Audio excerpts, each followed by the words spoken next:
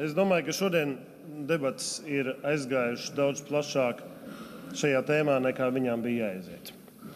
Tāpēc, ka stāsts ir par Ukrainas un Moldovas potenciālo iestāšanos Eiropas Savienībā, un tās diskusijas aizgāja mazliet pa tālu.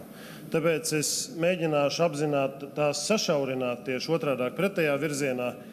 Un es gribētu teikt, ka šī mūsu paziņojuma, šī atbalsta esence patiesībā slēpjas vienā elementārā lietā. Katram mums ir zināmi cilvēki Ukrainā, vismaz vairumam no mums. Šo vīru sauc Evgēns Olifrenko. Viņa dzīve tikai sākās, viņam ir maza meitiņa, sieva, viņš tika iesaukts armijā, vēlāk kļuva par vadu komandieri. Un tas, ko viņš un viņa puiši teica, ka viņi kaujās neiet sakaut krievus.